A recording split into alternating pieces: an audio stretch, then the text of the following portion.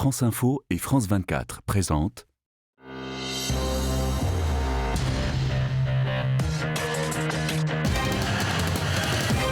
Bonjour, l'Ukraine a froid et est plongée dans le noir. L'Europe a peur pour son gaz et son électricité. Des pénuries qui font craindre un hiver douloureux, alors même que le pétrole retombe à un plus bas depuis le début de l'année. Faut-il craindre? Et c'est là tout le paradoxe, un nouveau choc énergétique. On va en parler aujourd'hui avec Patrice Geoffron, professeur à l'université Paris-Dauphine. Et l'on a peut-être passé le plus dur aux États-Unis, où l'inflation retombe après des mois d'envolée. Là-bas où l'on produit du pétrole et du gaz, l'essence reste nettement moins chère qu'ici même en Europe. Et pourtant, les automobilistes restent très en colère après les hausses des derniers mois, dans un pays où l'automobile reste le moyen de transport numéro 1. Loïc Delamornay. Les mêmes scènes en Europe comme de l'autre côté de l'Atlantique. Dans les stations-service américaines, les conducteurs subissent depuis des mois la hausse des prix de l'essence. Même si les tarifs ont un peu baissé ces derniers jours, il faut compter désormais 1 € le litre en moyenne, jusqu'à 1,45 € en Californie. J'ai dû faire des heures sup à mon travail pour payer la hausse de l'essence. C'est beaucoup lié à la guerre en Ukraine. Ça nous impacte tous. Joe Biden tape du poing sur la table. Les compagnies pétrolières ont fait cette année des profits records, et pas à cause de leurs innovations. Ce sont des profits réalisés grâce à la guerre en Ukraine. Je leur demande de baisser les prix à la pompe. Et si ces compagnies ne le font pas, on leur imposera de nouvelles taxes et restrictions. Un président en colère qui n'a pas d'autre choix que de mettre aussi la pression sur les fournisseurs étrangers, car les États-Unis dépendent encore des importations. Et pour contenir l'envolée des prix, Joe Biden a dû se résoudre à aller rencontrer en juin dernier Mohammed Ben Salman en Arabie Saoudite. Après l'assassinat du journaliste Jamal Khashoggi, le président américain avait promis de faire du prince héritier un paria. Mais la réelle politique avait pris le dessus. Les Américains avaient besoin que les Saoudiens produisent plus de pétrole. Mais il y a quelques semaines, l'Arabie Saoudite, à travers l'OPEP, annonce qu'elle va réduire sa production. C'est une gifle à Washington. Joe Biden promet des conséquences. Pour beaucoup d'élus américains, c'est une prise de conscience. Nous avons détourné les yeux pendant des années, pendant que l'Arabie Saoudite découpait des journalistes, portait atteinte aux droits de l'homme. Tout ça pour une unique raison, que le jour où il y aura une crise mondiale de l'énergie, les Saoudiens nous choisissent, nous, plutôt que la Russie. Mais ils ont choisi de soutenir la Russie et de faire monter les prix du pétrole. L'histoire dira les conséquences de cette trahison, comme l'appellent les Américains, sur la géopolitique du monde de demain. Une première question, Patrice Geoffron. Le cours du gaz est retombé depuis ses plus hauts, comme pour le pétrole, même s'il se maintient aux alentours de 130 € du kilowattheure. Pourquoi nous, consommateurs, n'en ressentons pas les effets ? Parce qu'on n'a pas senti, en tout cas pour les consommateurs qui bénéficient des tarifs réglementés de vente, ces prix sont gelés depuis un an, un peu plus d'un an, à l'automne 2021. Donc on n'a pas subi la montée. Donc on ne tire pas par ailleurs les bénéfices de la redescente. Et évidemment, ça peut interpeller. Mais gardons bien à l'esprit qu'en tout cas, encore une fois, pour ces ménages qui sont les ménages dominants, eh bien, nous n'avons pas subi la hausse. Et autrement dit, le pire est donc à venir. L'OPEP, on vient de le voir, a donc décidé de maintenir ses quotas réduits de production, malgré les tensions actuelles sur les prix. C'est un retournement majeur de l'Arabie Saoudite contre les Occidentaux et au profit de la Russie ?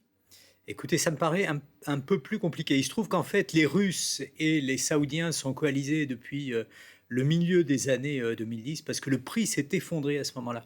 Il s'est effondré très bas à 30-40 $ le baril, et l'explication essentielle était que le troisième acteur dans cette valse, si on peut dire, les États-Unis, qui produit autant, qui extrait autant de barils que les Russes et les Saoudiens, même un peu plus, s'est mis à accroître sa production à ce moment-là, ce qui a eu comme conséquence de faire baisser les prix. Et donc les Saoudiens et les Russes se sont coalisés de telle manière à réintroduire des mécanismes de régulation. Ce sont encore ces mécanismes qui prévalent aujourd'hui. Il y a un peu plus d'un mois, et puis dimanche dernier, ils se sont réunis avec l'idée de baisser les volumes. Mais cette baisse des volumes, elle est liée au fait que la demande mondiale, notamment du côté chinois, a plutôt tendance à baisser. Et d'ailleurs, on a observé dans tout le courant du mois d'octobre une baisse des cours mondiaux. Les États-Unis produisent, ils exportent même du gaz et du pétrole. Ça n'immunise pas pour autant les ménages américains. On a tort de dire que les États-Unis sont autosuffisants. Oui, alors ils sont autosuffisants, certes, ça vaut pour le gaz, ça vaut moins pour le pétrole. Et puis par ailleurs, le prix du pétrole est un prix qui est mondial à la différence du prix du gaz. Et donc quand le prix augmente du fait des tensions qu'on a évoquées, eh bien les ménages américains le ressentent. Et évidemment, on ne réagit pas, disons, au niveau dans l'absolu, mais aux variations. Et c'est ce qui a été vécu aux États-Unis et ailleurs au cours de ces derniers mois correspond à un choc pétrolier. On entend souvent l'électricité est beaucoup moins chère aux États-Unis qu'ici en Europe. Geoffroy Roux de Bézieux, par exemple, pour le MEDEF, le dit 5 à 6 fois moins cher qu'en Europe. C'est vrai ?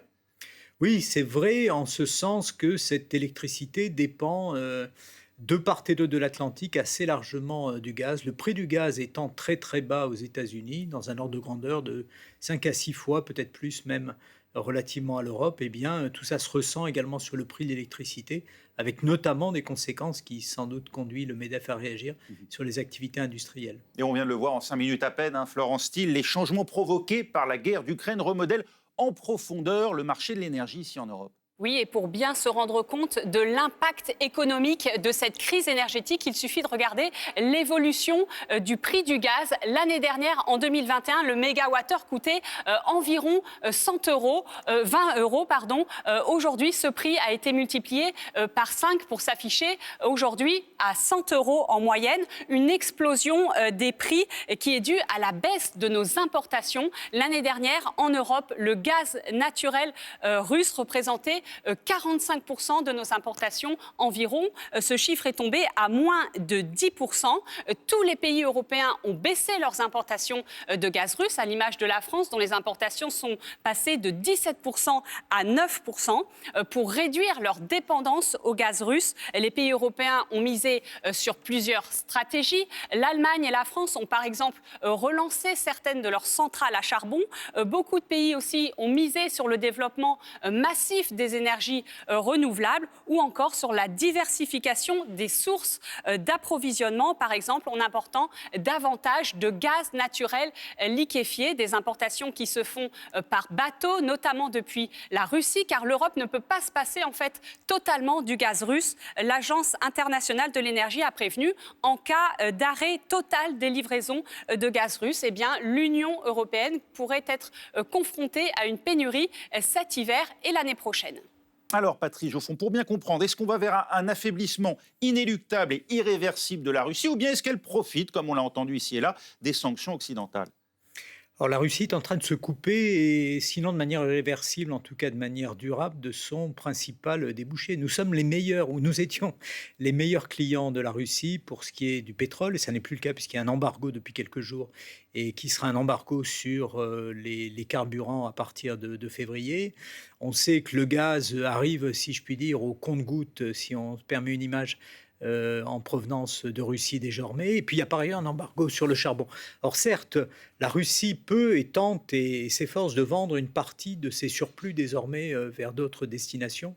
C'est le cas de la Chine, c'est le cas de l'Inde, mais de fait, il aurait été de l'intérêt de la Russie de rester en relation commerciale avec son meilleur débouché qui est l'Europe. Nous sommes le premier, nous étions le premier débouché de la Russie. Au bénéfice de qui ? Des États-Unis, du Qatar, des pays riches, comme on dit, en gaz naturel liquéfié ? Alors oui, il faut regarder au cas par cas. Donc il y a un certain nombre de nos fournisseurs par tuyau. C'est le cas de la Norvège, c'est le cas de l'Algérie, c'est le cas également de l'Azerbaïdjan qui nous fournissent plus de gaz que ça n'était le cas par le passé. Et puis massivement, une partie seulement, mais en tout cas massivement du déficit d'approvisionnement en provenance de Russie est comblé par du gaz naturel liquéfié, du Qatar, vous l'avez évoqué, des États-Unis surtout. Une sorte de plan Marshall, entre guillemets, qui s'est organisé. Mais tout ça, évidemment, a des coûts qui sont extraordinairement plus élevés que ça n'était le cas pour le gaz en provenance des gazoducs qui nous relient à la Russie. Exemple d'un pays qui réoriente, et pour longtemps, sans doute, sa consommation d'énergie.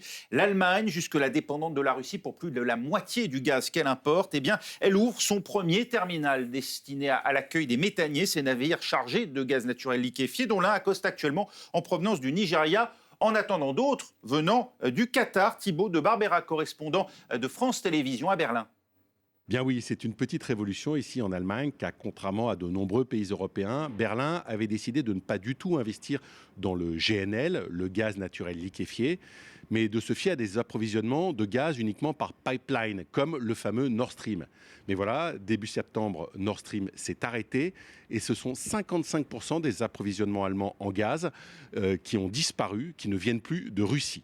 Alors dans l'urgence, le gouvernement d'Olaf Scholz a décidé de lancer un grand plan d'investissement dans le GNL, 3 milliards d'euros mis sur la table pour louer des méthaniers. Les méthaniers, ce sont ces gros bateaux qui transportent du gaz liquide et qui ont les infrastructures à bord pour le retransformer ensuite sous sa forme gazeuse. Dans le même temps, il a fallu construire en urgence des plateformes pour accueillir ces méthaniers. Mais voilà, ce GNL, encore faut-il le trouver, car toute la planète en cherche et les prix explosent. Dans un premier temps, l'Allemagne a signé des contrats avec les États-Unis, le Canada ou encore le Nigeria. Et puis il y a quelques jours, c'est un contrat qui a fait beaucoup parler avec le Qatar, le premier producteur mondial de GNL. Un contrat qui durera 15 ans, mais qui ne démarrera qu'en 2026, dans 3 ans. Et ce contrat, il ne fait pas que des heureux. D'abord, chez les partenaires européens de Berlin, eux, ils prônent pour des achats groupés de gaz pour que les différentes capitales ne se fassent pas concurrence. Et puis, les écologistes, eux aussi, grognent contre ce contrat, car Berlin s'engage à acheter du gaz pendant 15 ans. Or, ça semble assez peu cohérent avec l'objectif des Allemands d'atteindre la neutralité carbone d'ici 2045. Est-ce qu'avec ce contrat, Patrice Geoffron, les Allemands sont en train d'échanger une dépendance vis-à-vis de la Russie contre une autre, envers le Qatar? Alors non, pour 2 raisons. Ce qui est très problématique, c'est d'être lié par des tuyaux. Un tuyau va d'un point A à un point B, évidemment. On ne peut pas... il n'y a absolument aucune flexibilité, alors que lorsqu'on est lié par des contrats, eh bien, il y a des possibilités d'aménagement. Et puis par ailleurs, et surtout, la quantité de gaz qui va arriver du Qatar n'est absolument pas dans les mêmes volumes. Donc on n'est pas en train de remplacer les 55% du gaz allemand qui provenait de Russie par une quantité analogue. On est dans des ordres de grandeur qui sont bien moindres. L'Allemagne fait cavalier seule sur ce dossier, comme le lui reprochent certains de ses partenaires européens. Alors oui, après, pour des raisons qu'on peut comprendre, la question du gaz, elle est bien plus aiguë en Allemagne que partout ailleurs. Et puis par ailleurs, notre intérêt, y compris nous Français, enfin les Européens de manière générale et les Français en particulier, notre intérêt, c'est surtout qu'il n'y ait pas d'affaissement de l'industrie allemande et que l'Allemagne n'entre pas en récession, ce qui aurait des effets dominos un peu partout en Europe, y compris chez nous. L'Europe est à un tournant, c'est du moins le message qu'entend délivrer la Commission de Bruxelles avec un clip qui prend tout son sens à l'occasion de la Coupe du Monde de foot actuellement. L'objectif, inciter les supporters aussi à économiser l'énergie. Image.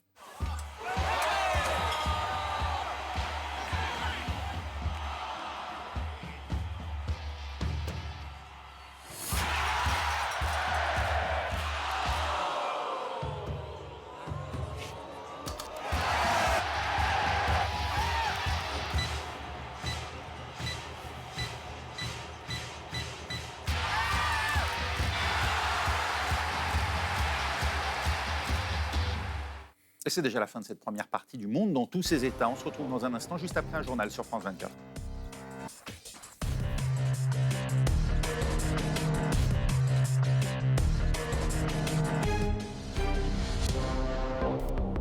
France Info et France 24 présentent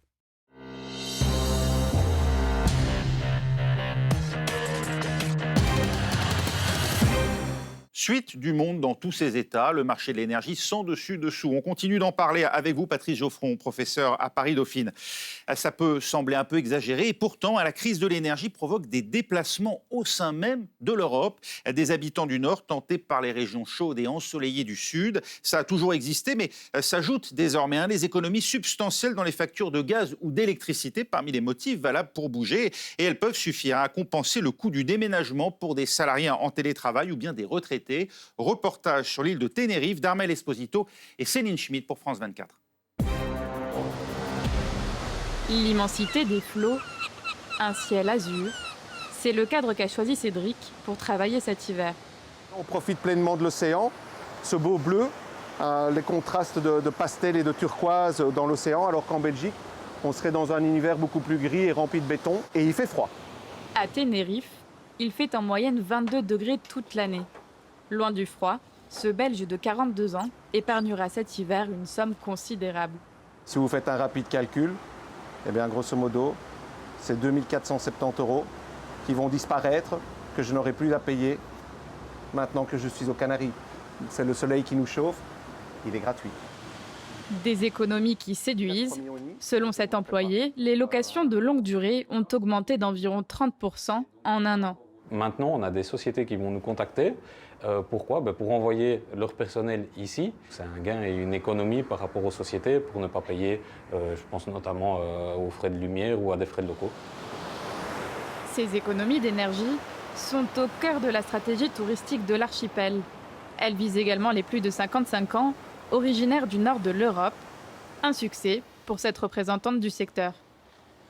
Ils souhaitent traditionnellement fuir le froid. Et cet hiver encore plus, car ça leur permet d'économiser l'argent qu'ils auraient dépensé pour chauffer leur maison. En plus, ça les rassure, car ils craignent de subir des restrictions énergétiques dans leur pays d'origine. Le tourisme énergétique pourrait permettre à l'archipel d'atteindre cette année son niveau de fréquentation pré-pandémique.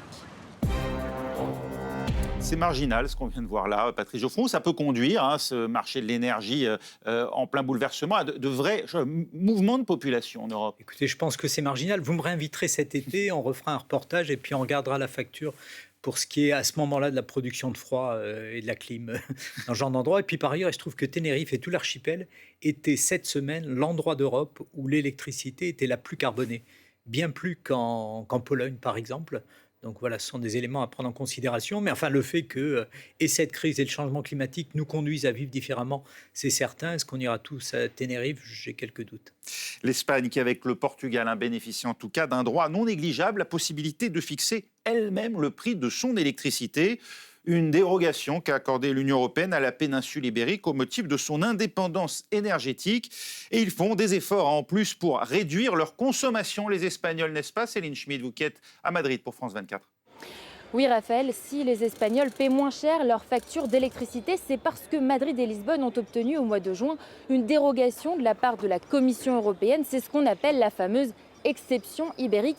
Elle leur permet pendant un an de déroger aux règles du marché européen de l'énergie et ainsi de découpler le prix du gaz qui s'envole du prix de l'électricité. Concrètement, Madrid et Lisbonne ont fait le choix de plafonner le prix du gaz qui rentre dans la production de l'électricité à un prix de 40 € le mégawatt. Résultat, les deux pays parviennent à contenir l'augmentation des prix de l'énergie quand ils flambent partout en Europe. Cette exception ibérique, c'est finalement la reconnaissance d'une singularité au sein de l'Europe, car les deux pays sont très peu connectés énergétiquement au reste du continent. L'autre particularité, c'est que les deux pays font la course en tête sur l'énergie verte. En Espagne, 50% de l'électricité est produite à partir de sources renouvelables.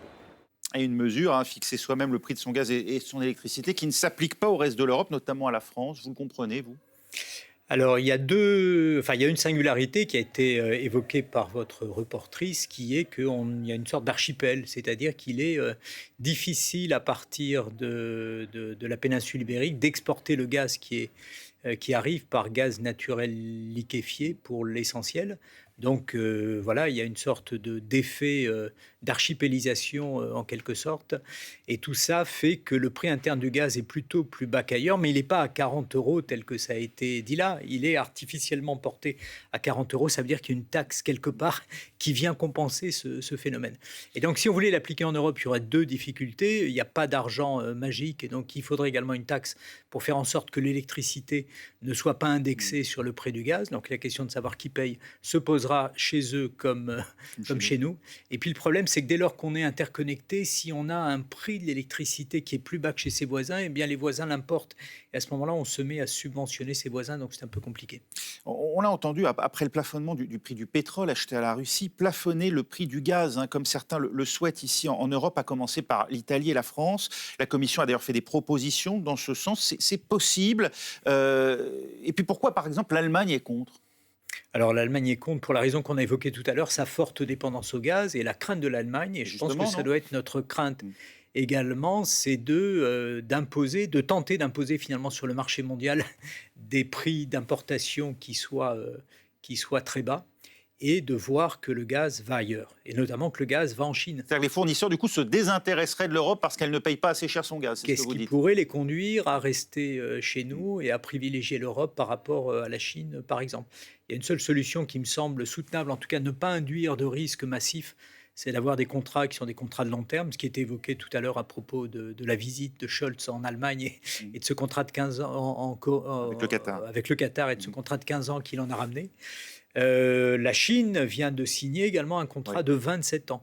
Donc ce sont les engagements à long terme qui permettent d'avoir des tarifs plus bas, mais qui posent des problèmes évidemment de cohérence avec les objectifs de décarbonation. On entend souvent la France réclamer que le prix de l'électricité soit décorrélé de celui du gaz. Pourquoi ? Alors le marché finalement fonctionne de telle manière à ce qu'en tout moment, et notamment à ce moment, dans ce studio, on ait la garantie d'avoir de l'électricité, c'est-à-dire d'avoir un équilibre entre l'offre et la demande. Et donc, on appelle les moyens de production en fonction de leur coût le plus bas. Alors d'abord, les renouvelables ou l'hydroélectricité sur les fleuves, et puis par ailleurs le nucléaire qui fonctionne tout le temps quand il fonctionne naturellement. Et puis ensuite, on fait entrer en ligne notamment les centrales thermiques. Et la dernière qu'on fait entrer en ligne, ce sont les centrales à gaz. Une centrale à gaz, très concrètement, c'est comme une gazinière à la maison. Ça se pilote, c'est un peu plus compliqué naturellement, mais à la main. Donc ça offre de la flexibilité. Et en fait, c'est le prix du dernier mégawattheure qui est produit qui détermine le prix de l'ensemble. Jusque-là, ça fonctionnait bien.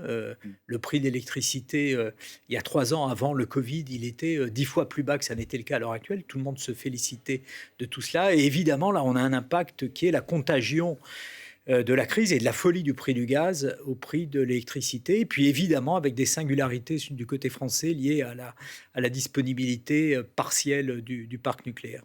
Il n'y aura pas de retour en arrière possible, prévient en tout cas l'Agence internationale à l'énergie. La crise énergétique a créé un élan sans précédent pour les énergies renouvelables dont les capacités devraient quasiment doubler au cours des 5 prochaines années. Voilà ce que souligne l'AIE dans un rapport.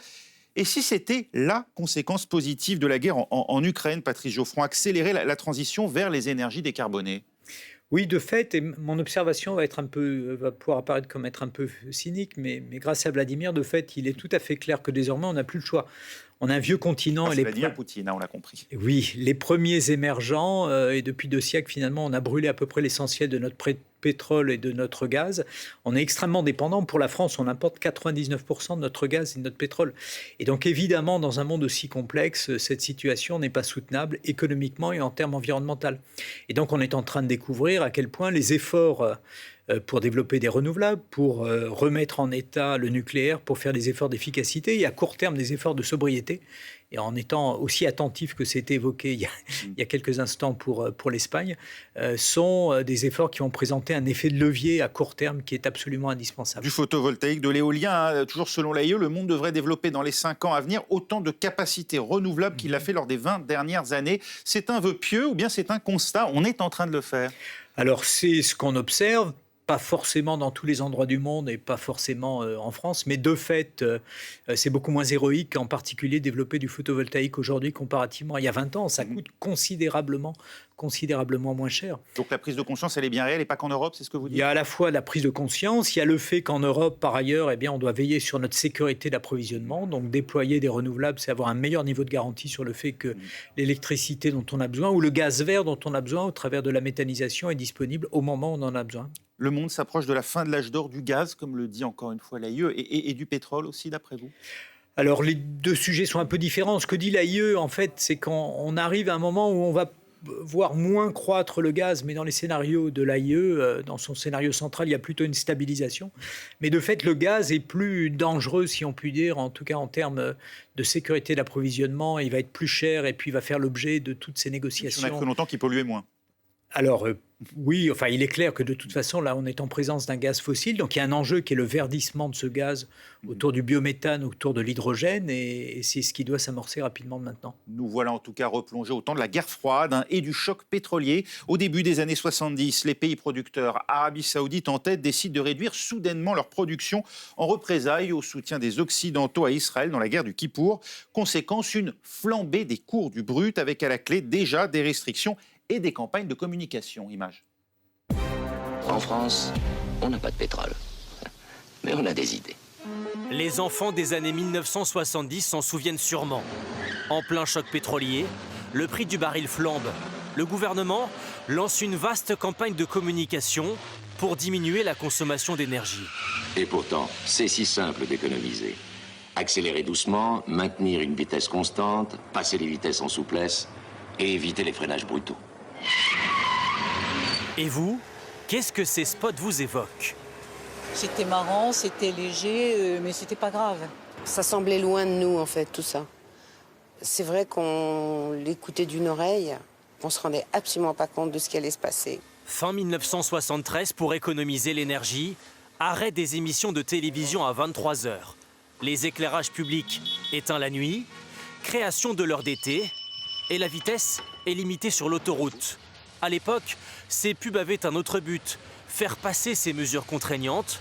Le président lui-même tient un discours que l'on pourrait comparer à celui d'aujourd'hui. Économisons l'essence, économisons l'électricité.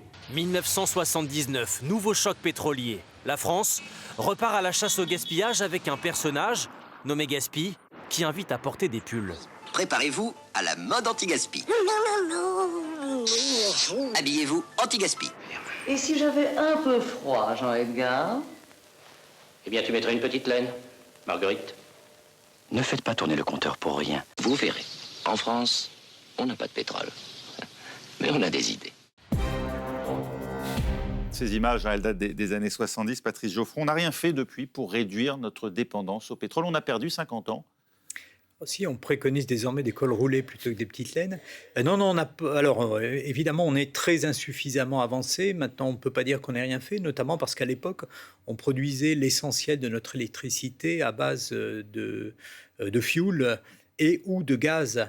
Et de fait, cette dépendance pour la partie électricité, elle a été réduite. Mais l'électricité, ça n'est que 25% de nos consommations énergétiques. On peut observer, ça a été mentionné dans le reportage de l'INA, qu'à l'époque, le Premier ministre Pierre Messmer avait rendu obligatoire les 120 km sur autoroute, ce qui pourrait nous inspirer à l'heure actuelle.